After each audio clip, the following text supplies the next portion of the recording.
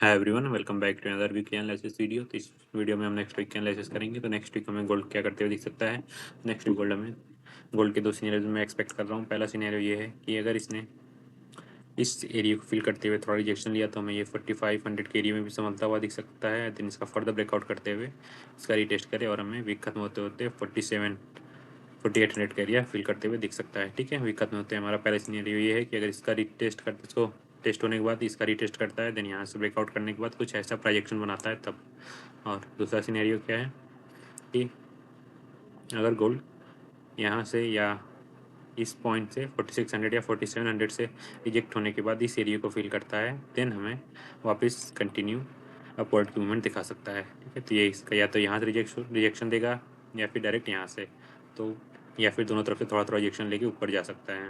And the complex scenario is gold वापस आता है, इस H4 को भी फिल करता है यहाँ से रिजेक्शन लेने के बाद, देन वापस रिवर्स होकर ये हमें 4800 की तरफ जाता हुआ दिख सकता है वीक खत्म होते होते। और अगर इसने गलती से इस स्विंग लो को ब्रेक कर दिया 4300 का, तो हमें वीक खत्म होते होते ये 4000 का एरिया भी दिखा सकता है। तो ये गोल्ड के सिनेरियोज। अब आते हैं हम नेक्स्ट पेयर में, जो कि है सिल्वर। नेक्स्ट वीक सिल्वर हमें क्या करते हुए दिख सकता है। नेक्स्ट वीक सिल्वर हमें ये करते हुए दिख सकता है कि अगर इसने इस स्विंग लो को ब्रेक कर दिया तो 56 या 55 का एरिया फिल होते हुए दिख सकता है।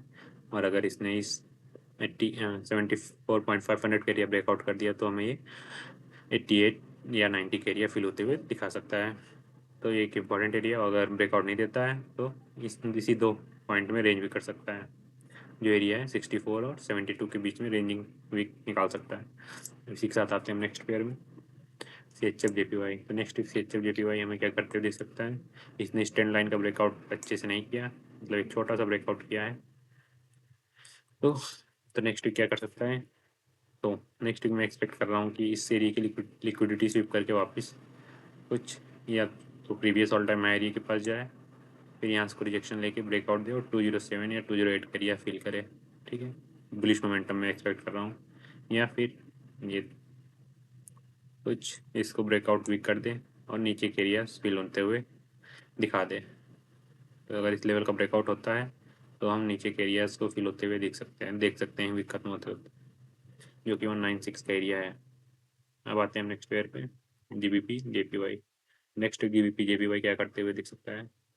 तो ये काफ़ी दिन से दोनों अपने ऑल टाइम एरिया के पास होल्ड करे बैठे हैं, और अगर इसने इस एरिया का ब्रेकआउट कर दिया, इसे फिल करता है, रिजेक्शन लेता है, इसका रीटेस्ट करता है और फिर ब्रेकआउट देता है, तो हमें ये 218 या 219 के एरिया फिल करते हुए दिख सकता है।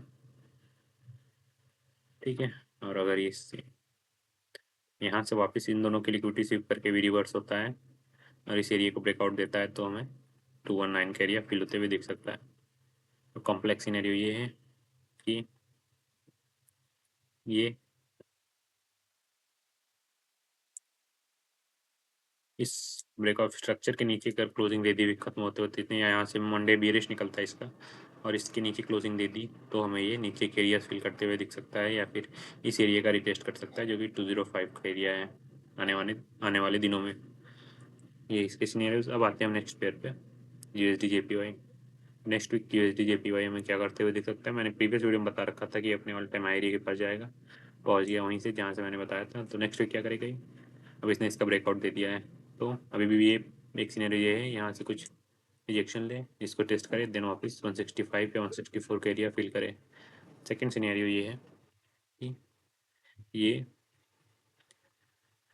यहाँ से गंदा रिजेक्शन ले, फिर इस एरिया की लिक्विडिटी स्वीप करे, देन यहाँ से वापस रिवर्सल दिखा सकता है। और अगर ये 157 का स्विंग लो ब्रेक हो जाता है तो हमें ये नीचे के एरियाज फिल करते हुए भी दिख सकता है।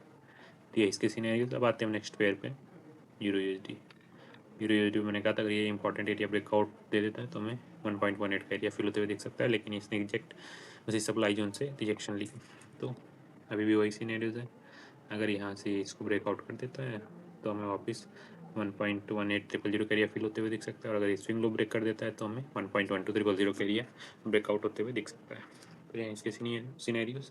अब आते हैं हम नेक्स्ट पेयर में, GBP-USD भी सेम कहानी है। इस ऑर्डर ब्लॉक से जैसे इसे रिजेक्शन लेना था, इसे फिल किया नहीं, हाँ ऑलमोस्ट फिल कर दिया, देन बूम रिजेक्शन लेना शुरू हो गया। तो अगर इसने स्विंग लो ब्रेक कर दिया तो हमें ये 1.3 का एरिया 1.3 का एरिया फिल होते हुए दिख सकता है।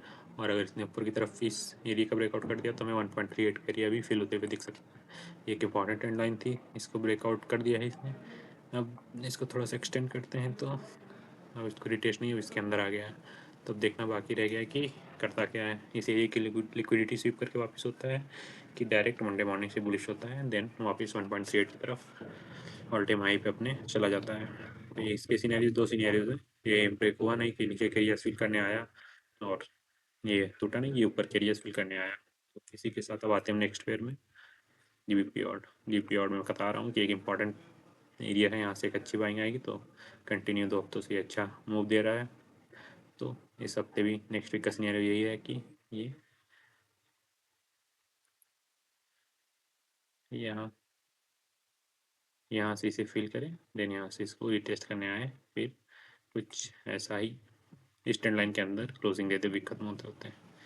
और अगर बेरिश रहा तो ये हमें इस एरिया को ब्रेकआउट देते हुए इन 1.88 का एरिया फिल करते हुए भी दिख सकता है। तो अभी भी सीनियर चाहिए, पहला टारगेट हमारा ये है जो कि हमें नेक्स्ट वीक मिलने वाला है। उसके बाद देखेंगे क्या करता है। ठीक है, अब आते हैं हम इसी के साथ वीडियो एंड होती है। Thanks for watching and trade according to your risk management.